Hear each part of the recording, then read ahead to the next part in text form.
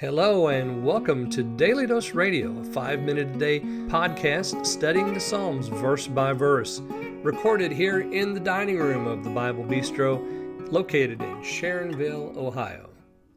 Hey there, friend. Welcome back to Daily Dose Radio here in the Bible Bistro. And today in the Bible Bistro, we're going to be looking at Psalm 80. All this week, Psalm 80. It's 19 verses long. This is a beautiful psalm, and I'm going to entitle this psalm A Prayer for Revival. A Prayer for Revival. This has an interesting introduction. It says it's to the choir master upon Shoshanim Eduth of Asaph, a psalm. So again, we're still in the section of Asaph's writings. We've seen Shoshanim before. We've seen it in Psalm 45, Psalm 60, Psalm 65. So it's not new to us. And if you recall, it means, the actual word means lilies. So upon the lilies, whatever that means, again, could it be a tune name, could it be an instrument, or a section of instruments. Eduth means testimony. So the testimony of the lilies, perhaps.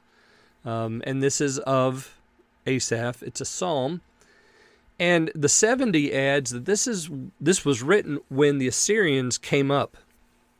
If you go back and you look at 2 Kings chapter 15 and 2 Kings chapter 18, you have two different times when the Assyrians approached.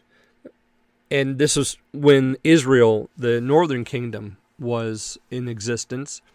Pul, the Assyrian, came up against the northern kingdom, and they bought him off and he went away. And then 3 chapters later, we have another Assyrian king, Sennacherib, coming up, and he absolutely destroys the northern kingdom, sacks Samaria, takes it and deports all the people back into his land.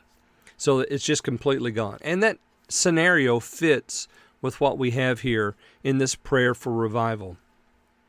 We begin the first 3 verses with just a declaration of who the prayer is to. And you'll notice there in verse 1, "Give ear, O shepherd of Israel." And that's where we begin, and that's where we stay really throughout the entire prayer. We have what God has done in verses 4, 5, 6, 7. And then, this fits with perhaps the experience of the people as they're carried away. And I would imagine that Asaph, looking from Jerusalem at this event, sees it not as an event on those people, but as an event that's taking place against God's people. And so he's calling on everyone who calls themselves a Jew, part of Israel, Abraham's race. He's calling on all of them to turn and repent to the Lord, even those that have been carried away. This is not him saying, "Oh, look at what God's done to them." No, this is him saying, "Oh, look at what God is doing to us, and we need to pray, all of us." Verses 8 through 16, we have the vine, the image of the vine. We'll talk about that here coming up this week. And then we end with Messiah, the hope of coming Messiah, and that God would do a work by reviving. Of course, that word, I don't know that word is ever used, but it's the idea of revival. And we have a returning phrase that reoccurs 3 times throughout the psalm.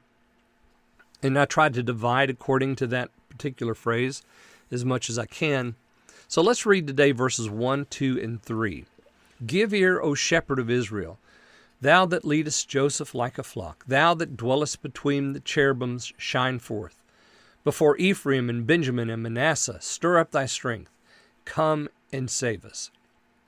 Turn us again, O God, and cause thy face to shine, and we shall be saved."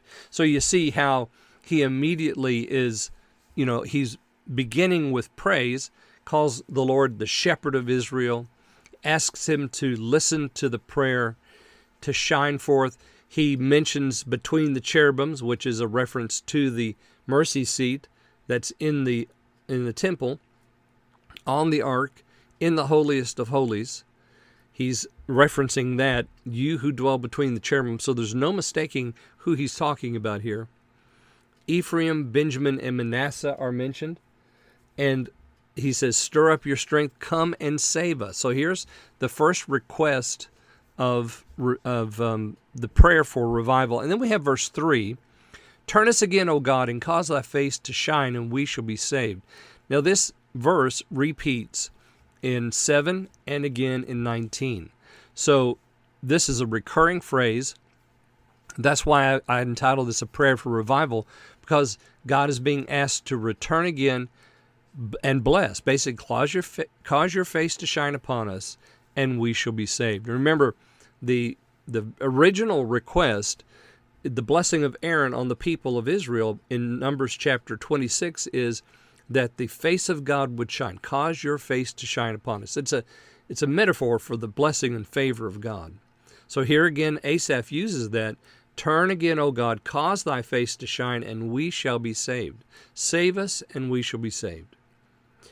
What a wonderful prayer. What a wonderful prayer for us to pray. We could take this, can't we, right straight into our prayer closet. Turn again, O God, cause thy face to shine, and we shall be saved.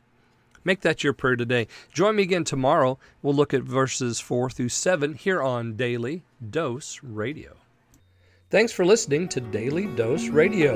For more fresh and delicious Bible studies, podcasts, books, and more, check out the Bible Bistro online and on YouTube. Join me again next time for Daily Dose Radio.